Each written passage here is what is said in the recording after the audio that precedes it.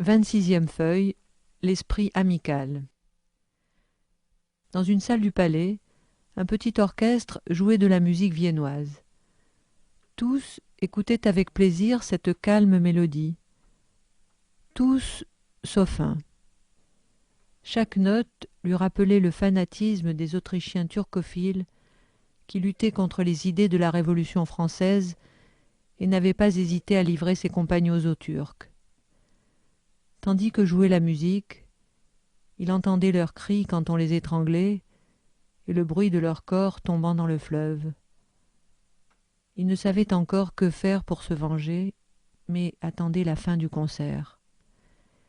Il y avait été invité anonymement, mais n'aurait pu refuser la proposition sans se faire mal voir. Il regardait les invités pour résoudre ce mystère, quand quelqu'un lui toucha l'épaule. Il tourna son regard vers lui. Ce fut leur premier contact.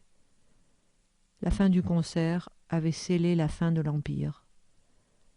En cet instant, personne ne le comprit, excepté 3 patriotes.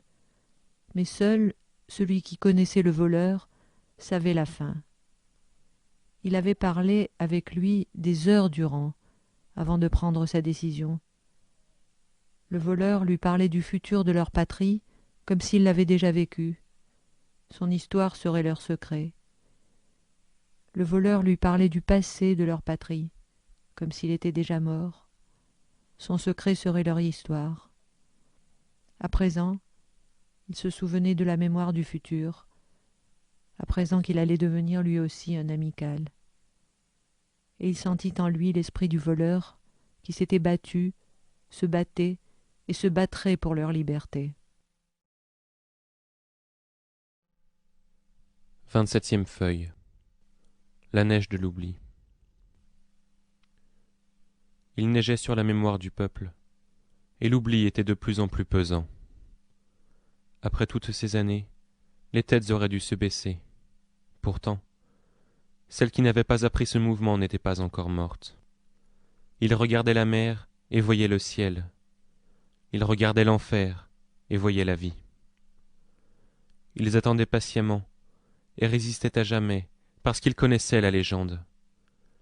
Ils ne savaient pas s'ils vivaient ou non. Cela n'avait pas d'importance. Son existence était suffisante. Cependant maintenant, leurs lèvres souriaient de nouveau. Ils avaient appris les nouvelles. L'esprit du voleur avait touché les premiers villages. Bientôt ce serait leur tour de le voir de leurs propres yeux, de le toucher encore, et de prendre les armes avec lui. Sur leur terre glacée, ils entendaient ses pas. Son feu faisait fondre la neige de l'oubli, et chacun ressentait la résistance de la patrie, mais sans comprendre que l'heure de la mort était venue, l'heure du sacrifice. Cette heure que personne n'attend, et qui arrive toujours. La légende regardait la terre blessée. Il prit une poignée de neige et la mit dans sa bouche. Sa mémoire mordit l'oubli, et but les dialogues oubliés. Il voulut tous les morceaux du temps. Il s'empara de l'étrange poignée, et avec l'épée brisée, traça de nouveau leurs symboles sur la sainte table de l'église abandonnée. La neige fondit, et apparut la mémoire de Pierre sous la toiture céleste. Les saints des murs prirent leurs armes, et s'échappèrent de leurs chaînes de pierre. Il fallait encore mourir pour leur peuple, et maintenant, ils étaient prêts. 28e feuille. Les 3 arches du combat. Le pont aux 3 arches attendait le choc des armes. Les 3 arches supporteraient tout le poids du combat. Depuis des années, les occupants y montaient la garde. Lui, il attendait l'heure de sa libération. Cet endroit tout entier sentait le fer et la poudre. Le fleuve hurlait entre les arches. Les palicares bronchèrent quand ils virent l'armée noire. Toutes les troupes de la région avaient été rassemblées pour repousser la légende. Mais les saints l'attendaient avec leurs armes. Les dents de pierre du pont mordaient le ciel. Les nôtres occupaient la cime des montagnes, tandis que les autres encerclaient les 3 arches. Le jour ne voulait pas tomber avant le combat, et le crépuscule tardait. Le petit-fils avait rassemblé tous ses combattants, et les fantômes des montagnes. Les armées s'entrechoquèrent, et le pont s'embrasa. La fumée l'enveloppa et se perdit au-dessus du fleuve. Ce fut ce moment que choisit le voleur pour prendre la première arche avec les saints.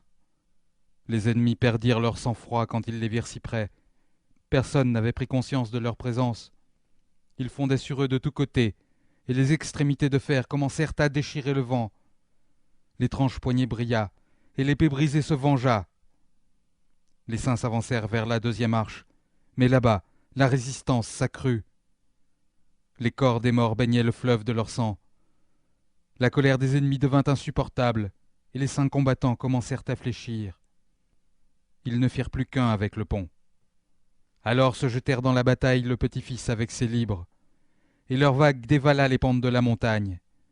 La terre sèche déborda sur le fleuve, et les trois arches se tendirent de toute leur force.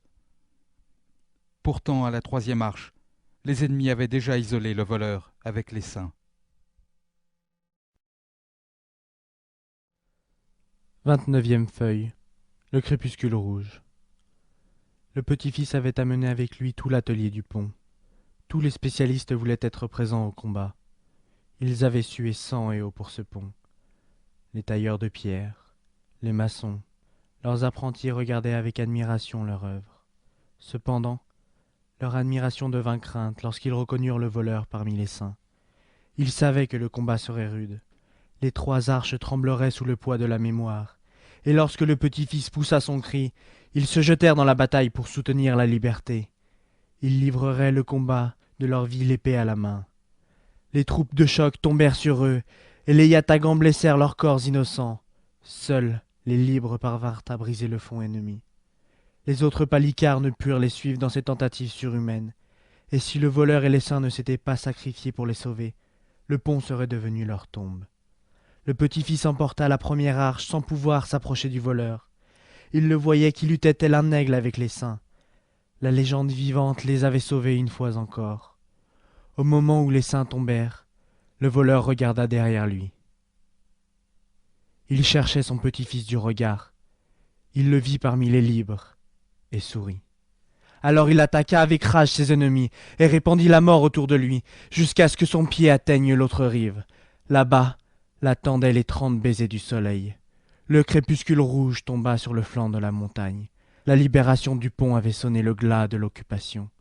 Les liens du voleur ne changeraient rien.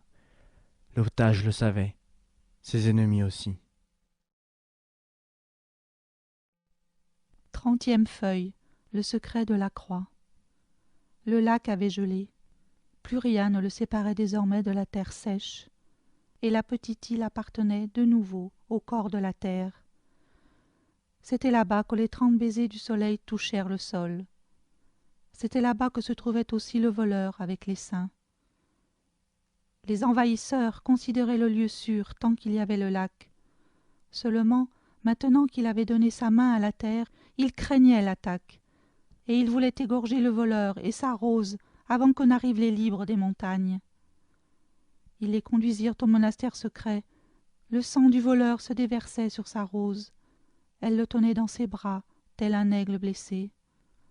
Quand ils pénétrèrent dans la salle principale, ils virent la croix et s'étonnèrent. Tous les deux connaissaient son secret. Les envahisseurs les placèrent près de la sainte table. Le couple était seul sous le signe de la croix, et autour de lui, le plus féroce des corps de combat de l'armée noire. Soudain, les portes du monastère s'ouvrirent, et tous virent les libres avec le petit-fils. Les ennemis tirèrent leurs balles mortelles et atteignirent le voleur et sa rose. Ils tombèrent près de la sainte table, juste en dessous du secret de la croix. Le petit-fils les vit, et son cœur se brisa, seulement il ne lâcha pas son épée. Les libres vengèrent leur mort. Quand les dernières ombres de l'armée noire tombèrent, le petit-fils s'approcha de la vie et de l'âme. Elles étaient enlacées et tenaient ensemble la croix de la sainte table. Il ne voulait pas les déranger, et il toucha seulement la croix, leur dernier message.